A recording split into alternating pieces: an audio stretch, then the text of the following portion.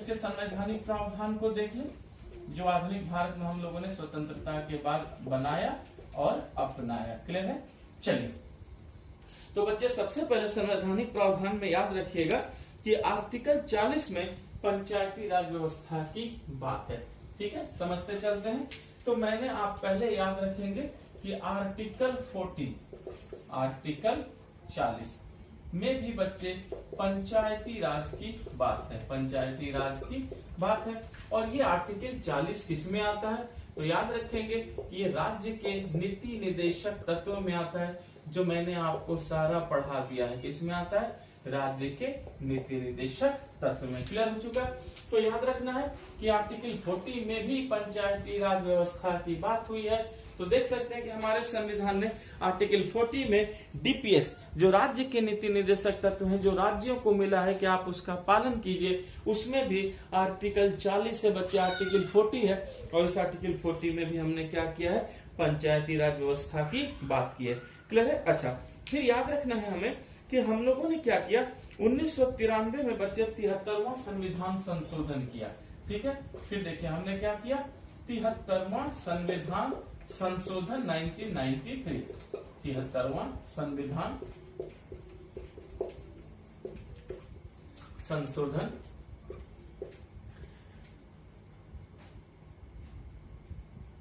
1993। Clear हो गया? अब देखिए 73वां संविधान संशोधन 1993 में क्या हुआ, ये बहुत महत्वपूर्ण है, इसे याद रखिएगा बच्चे। हमने क्या किया, पंचायती राज को संवैधानिक मान्यता दे दी। याद रखेंगे, इसी में पंचायती राज को क्या मिला, तो संवैधानिक मान्यता मिल गई। संवैधानिक क्या मिली?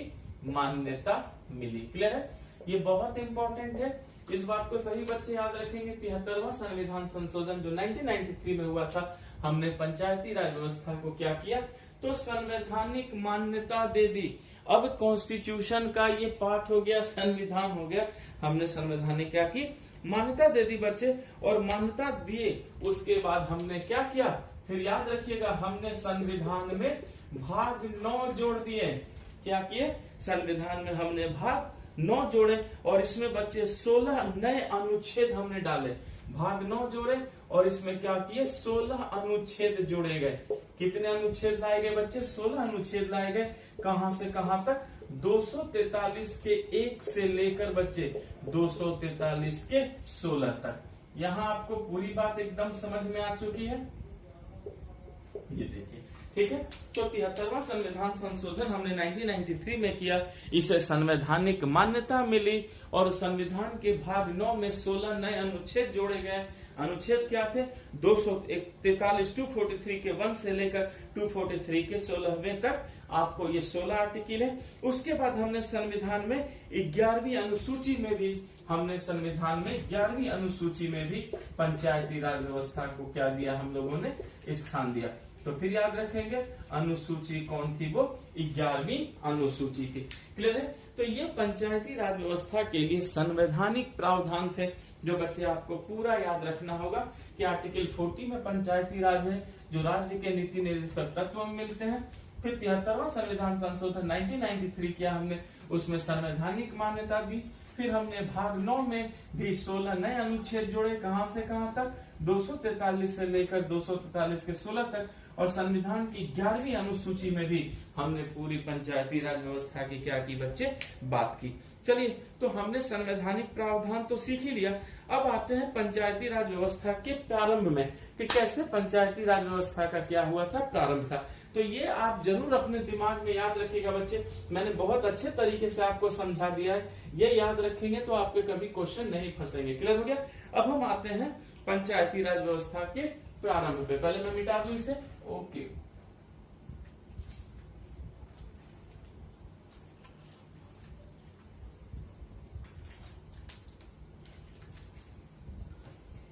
पंचायती राज व्यवस्था का प्रारंभ।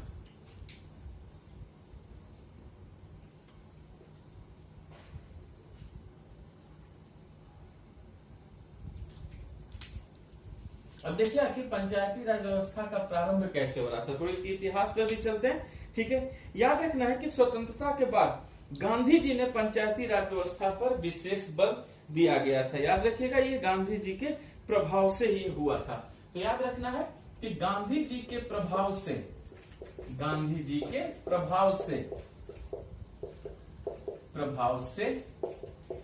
विशेष बल दिया गया था। क्लियर है? पहले तो इस बात को याद रखना है बच्चे आपको कि पंचायती राज व्यवस्था पर क्या हुआ, किसका प्रभाव था, गांधी जी का प्रभाव था। और गांधी जी के प्रभाव से ही हम लोगों ने क्या किया था, पंचायती राज व्यवस्था पर विशेष बल दिया था। और इसके लिए क्या हुआ बच्चे, केंद्र में पंचायती राज और सामुदायिक विकास मंत्रालय बनाया गया। फिर देखिए क्या हुआ कि केंद्र में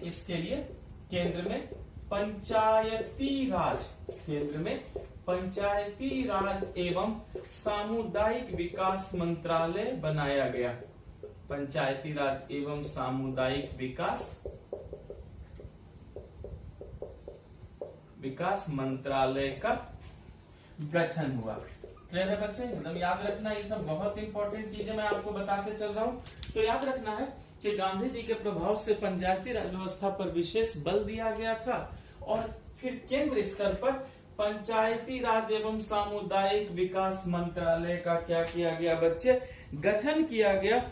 और इस विभाग का जो मंत्री बने उनका नाम था एसके डे। याद रखेंगे इस विभाग के मंत्री कौन थे, इस विभाग के मंत्री एसके डे थे। क्लियर है? तो देख सकते हैं कि पंचायती राज और सामुदायिक विकास मंत्रालय भी बना और इस विभाग के एक मंत्री भी थे जिनका क्या नाम था, एसके डे था। लेकिन याद रखना है कि इसके बाद 2 अक्टूबर 1952 को सामुदायिक विकास कार्यक्रम प्रारंभ किया गया। फिर देखिए क्या हुआ, 2 अक्टूबर 1952 को सामुदायिक विकास कार्यक्रम शुरू किया गया। कम्युनिटी डेवलपमेंट प्रोग्राम, सामुदायिक विकास कार्यक्रम शुरू किया गया। विकास कार्यक्रम शुरू किया गया। पूरी बात समझ में आ चुकी है? तो देखिए पहले हम लोगों ने मंत्रालय बनाया और फिर 2 अक्टूबर 1952 को सामुदायिक विकास कार्यक्रम भी भारत में क्या हुआ, शुरू हुआ। और बच्चे जब सामुदायिक विकास कार्यक्रम शुरू हुआ तो इस कार्यक्रम का उद्देश्य क्या था, तो याद रखिएगा कि इस कार्यक्रम में यह कहा गया कि जनता को विकास प्रणाली में जोड़ा जाए। इस कार्यक्रम का उद्देश्य क्या था बच्चे, तो याद रखिए इस उद्देश्य में यह कहा गया कि जनता को विकास प्रणाली में जोड़े, जनता को क्या करे, विकास प्रणाली में जोड़े। क्लियर है? तो देख सकते हैं कि प्रयास हम लोगों ने स्वतंत्रता के बाद 1952 में ही हम लोगों ने कर दिया कि 2 अक्टूबर 1952 को सामुदायिक विकास कार्यक्रम हम लोगों ने शुरू किया। और इस कार्यक्रम का उद्देश्य ये रखा गया कि जितने भी भारत में लोग हैं, जो जनता है, जनता को क्या कीजिए, विकास प्रणाली में ज्यादा से ज्यादा जोड़िए। और विकास प्रणाली में जोड़ने का काम हुआ। लेकिन बच्चे इस कार्यक्रम के अधीन किसे इकाई माना गया था, जरा याद रखिएगा कि इस कार्यक्रम के अधीन, जरा इस बात को भी समझिए कि इस कार्यक्रम के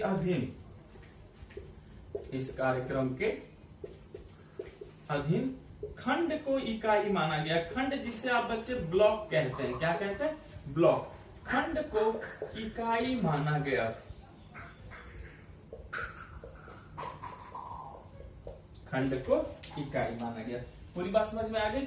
तो इस कार्यक्रम के अधीन किसे इकाई माना गया था, तो इस कार्यक्रम के अधीन खंड को इकाई माना गया कि चलो खंड को, जैसे बच्चे खंड क्या होता है, याद रखिएगा जिला के बाद खंड और खंड के बाद गांव आता है। फिर से सुनिए, जिला के बाद खंड और खंड के बाद क्या आता है, फिर गांव आता है। जैसे मैं यहाँ लिख देता हूँ ताकि आप तुरंत खंड को समझ जाए। पहले जिला, जिले के बाद क्या होता है, खंड होता है, और खंड के बाद फिर क्या होता है बच्चे, गांव होता है, ग्राम होता है। क्लियर है? देखिए यहाँ मैंने साइड में लिख दिया कि आप तुरंत इसको झट से समझ लें। तो इन्होंने इकाई किसे माना, खंड को, और देखिए गांव छोड़ दिया। गलती यहीं पर हो गई, क्योंकि याद रखिए पंचायती राज को गांव के स्तर तक पहुंचाना था, ग्राम के स्तर तक पहुंचाना था। लेकिन इस कार्यक्रम में गांव की अनदेखी हो गई और ब्लॉक को खंड माना गया। और ब्लॉक को खंड मानकर क्या कहा गया कि चलो विकास करो। और फिर क्या हुआ बच्चे कि सरकारी कर्मचारियों के साथ सामान्य जनता को जोड़ने का प्रयास किया गया। फिर देखिए क्या किया गया, सरकारी कर्मचारियों के साथ, देख रहे हैं,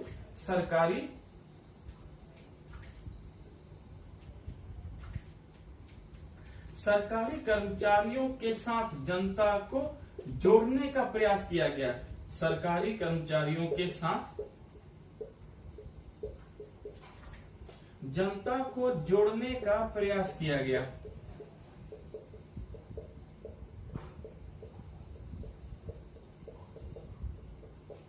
क्लियर है बच्चे? यानी कार्यक्रम में एक तो हमने गलती कर दी कि खंड को इकाई माना, देख रहे हैं, खंड को इकाई माना, और दूसरी क्या हो गई, सरकारी कर्मचारियों के साथ जनता को जोड़ा गया। देख रहे हैं, सरकारी कर्मचारी और जनता। बच्चे सरकारी कर्मचारी कितना काम कर रहे हैं आपको भी पता है। अब सरकारी कर्मचारियों के साथ अगर जनता को जोड़ेंगे तो क्या सरकारी कर्मचारी जनता को अधिकार देंगे? देंगे नहीं, सारा अधिकार तो ये खुद ही रखेंगे, बस नाम का होगा कि जनता साथ है। इसके कारण क्या हुआ बच्चे कि यह सरकारी अधिकारियों तक सीमित रह गया और असफल हो गया। इसके कारण क्या हुआ, तो ये जो कार्यक्रम था सरकारी कर्मचारियों तक ही क्या रहा, सीमित रहा, और सीमित होने के बाद बच्चे ये क्या हो गया, असफल। यानी देख सकते हैं कि कम्युनिटी डेवलपमेंट प्रोग्राम में सरकारी कर्मचारियों तक सीमित रह गई और इसको भी हमें फायदा नहीं मिला और हमारी डेवलपमेंट नहीं हुई। वरना बच्चे अगर ये सब प्रोग्राम्स अपने आप में अगर सक्सेसफुल होते तो आज हम 2021 में चल रहे, न जाने कितनी डेवलपमेंट होती। लेकिन आज भी विकासशील देश का ठप्पा लगा हुआ है। तो कहीं ना कहीं छोटी छोटी जो तकनीकी खामियां थी, जो टेक्निकल हम लोगों ने गलती की है, भूल की है, उसी का खामियाजा हम भुगत रहे हैं। चलिए यहाँ तक समझ में आया। उसके बाद फिर क्या हुआ बच्चे कि 2 अक्टूबर 1953 को राष्ट्रीय प्रसार सेवा भी शुरू किया गया, लेकिन क्या है, वो भी असफल हो गया। ये भी याद रखिए, ठीक इसके एक साल बाद 2 अक्टूबर 1953 को राष्ट्रीय प्रसार सेवा भी शुरू किया गया था। राष्ट्रीय प्रसार सेवा, किंतु असफल। समझ रहे हैं कि फिर एक साल बाद ही 2 अक्टूबर 1953 को हमने फिर राष्ट्रीय प्रसार सेवा शुरू किया। लेकिन क्या फायदा जब हमारी पहली चीज डिस्टर्ब हो गई थी, इसीलिए बच्चे ये भी चीज जो है सक्सेसफुल नहीं हो पाई। यहाँ तक आपको पूरी बात समझ में आ गई। चलिए पहले मैं मिटाऊं इसे, फिर हम आगे बढ़ते हैं और देखते हैं फिर क्या क्या प्रोविजंस किए जा रहे हैं।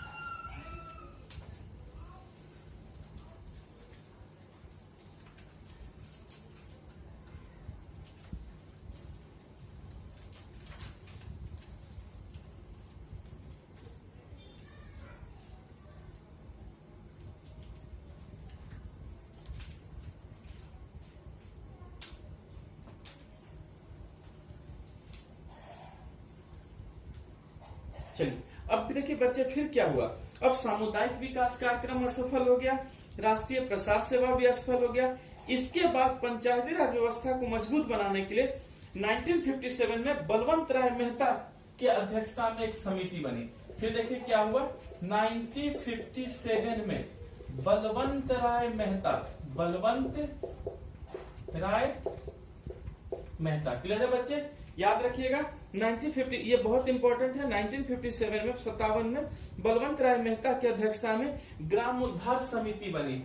बलवंत राय मेहता की अध्यक्षता में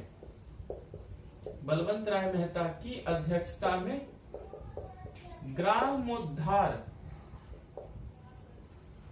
उद्धार समिति बनी। क्लियर है बच्चे? तो बलवंत राय मेहता की अध्यक्षता में हमने फिर ग्रामोद्धार क्या बनाया, समिति बना लिया। लेकिन अब देखिए, ये भूलिएगा नहीं बच्चे, ये बहुत इंपॉर्टेंट है, ये बार बार पूछा जाता है। 1957 में किसकी अध्यक्षता में, बलवंत राय मेहता की अध्यक्षता में ही एक ग्रामोद्धार समिति बनी और इनसे कहा गया कि आप पंचायती राज व्यवस्था को मजबूत बनाने के लिए दिमाग लगाइए, आप हमें कुछ ज्ञान दीजिए, बुद्धि दीजिए। तो देखिए बलवंत राय मेहता ने क्या किया, त्रिस्तरीय पंचायती राज व्यवस्था बताई। देखिए इन्होंने क्या कहा, इन्होंने कहा त्रिस्तरीय पंचायती राज व्यवस्था बनाइए, पंचायती राज व्यवस्था की सिफारिश। क्लियर है बच्चे? इन्होंने किसकी सिफारिश की थी? यही बच्चे भूलिएगा नहीं, हमेशा पूछा जाता है कि त्रिस्तरीय पंचायती राज व्यवस्था की सिफारिश किसने की थी? तो हम क्या कहेंगे? बलवंत राय मेहता ने। अब ये त्रिस्तरीय क्या थी? वही बात है बच्चे, सबसे पहले जिला, जिले के बाद फिर ब्लॉक, ब्लॉक जिसे हम खंड भी कहते हैं, और उसके बाद फिर इन्होंने क्या कहा था? ग्राम कहा था। क्लियर है? तो ये याद रखना है आपको कि बलवंत राय मेहता ने 1957 में ग्रामोद्धार समिति बनी, उन्होंने त्रिस्तरीय पंचायती राज व्यवस्था की सिफारिश कर दी, और ये त्रिस्तरीय पंचायती राज व्यवस्था में जिला थी, ब्लॉक था जिसे हम खंड भी कहते हैं, और फिर क्या था बच्चे? गांव था। लेकिन इन्होंने भी क्या गलती की? इन्होंने भी बच्चे इकाई खंड को मान लिया। क्या किया इन्होंने? फिर इकाई किसे माना? खंड को फिर इकाई माना। देख सकते हैं फिर यहाँ पर यही गलती हो गई कि त्रिस्तरीय पंचायती राज की सिफारिश तो आपने की, जिला कहा, ब्लॉक कहा, ग्राम कहा, लेकिन इकाई फिर किसे मान लिया बच्चे? ब्लॉक को मान लिया, खंड को मान लिया, या प्रखंड को मान लिया। क्लियर है? इन्होंने मान लिया। अच्छा, तो इसका मतलब क्या हुआ कि कमी तो यहाँ भी होनी चाहिए। तो धीरे धीरे क्या हुआ बच्चे? इसकी भी कमियां उजागर होने लगी। अब फिर सरकार ने क्या किया कि 1 अप्रैल 1900 बच्चे, इनकी पहले एक बात याद रखिएगा कि मेहता जी ने तो अपनी सिफारिश सारी दे दी। अब इस सिफारिश को 1 अप्रैल 1958 को क्या किया गया? राजस्थान मतलब लागू किया गया बच्चे। क्लियर है? पहले याद रखिएगा कि 1 अप्रैल 1958 को इनकी सिफारिश लागू हुई। ठीक है? 1 अप्रैल 1958 को सिफारिश लागू हो गई। सिफारिश लागू हुई। क्लियर है? तो आपने देख लिया कि बलवंत राय मेहता ने 3 स्तरीय बताया, जिला, ब्लॉक और ग्राम, खंड को ही अपना इकाई माना, और 1 अप्रैल 1958 को इनकी सिफारिश को क्या किया गया? पूरे भारत में लागू कर दिया गया।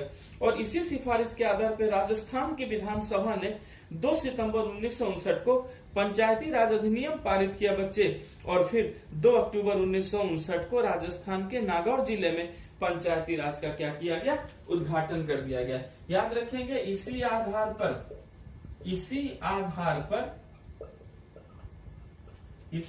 पर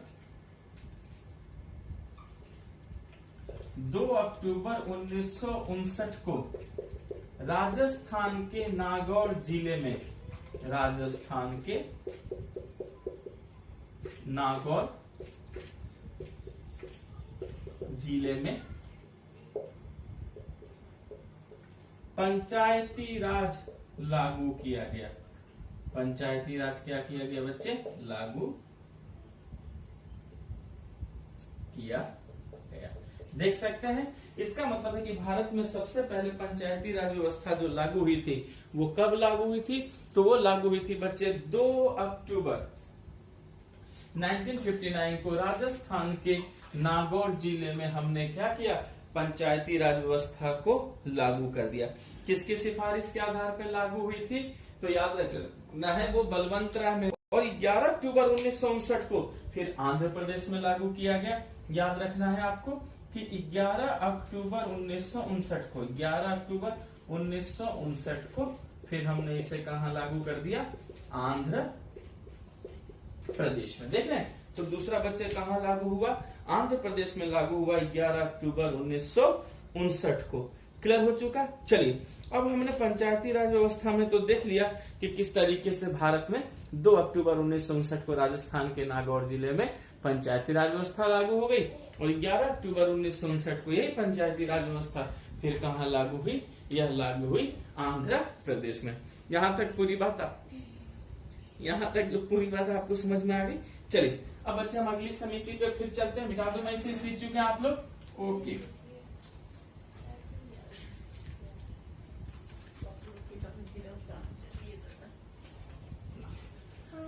अब बच्चे बलवंत राय मेहता समिति ने जब अपना काम खत्म किया तो इसके बाद बच्चे अशोक मेहता समिति आई।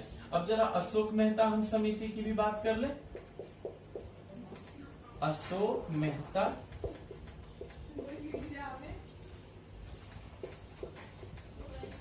मेहता समिति। ठीक है, देखिए, सबसे पहले बलवंत राय मेहता समिति, उसके बाद क्या आई? अशोक मेहता समिति। अब ये कब आई थी? 1977 में अशोक मेहता समिति, 1977 में। अब अशोक मेहता समिति की बात करेंगे तो बच्चे याद रखिएगा कि अशोक मेहता समिति ने क्या सिफारिश दी थी? इसने कहा था कि 2 स्तर को अपनाइए। क्या इसने कहा था बच्चे? इन्होंने 2 स्तर को अपनाया। क्लियर है? इन 2 स्तर इन्होंने क्या बताया? तो इन्होंने कहा कि प्रथम स्तर जिला कर दीजिए और दूसरा स्तर क्या कर लीजिए? जिले के नीचे मंडल कर लीजिए। ठीक है, ये देखिए, याद रखिएगा अशोक मेहता समिति ने कितने स्तरीय बताया था बच्चे? द्विस्तरीय। ये पंचायती राज बताया। पहला इन्होंने क्या कहा? जिला स्तर पे कर लो और दूसरा उन्होंने क्या कहा? मंडल स्तर पर कर लो। ठीक है बच्चे, आप सोचिए कि ब्लॉक लेवल पे कर लो। जिले के नीचे इन्होंने क्या कह दिया फिर?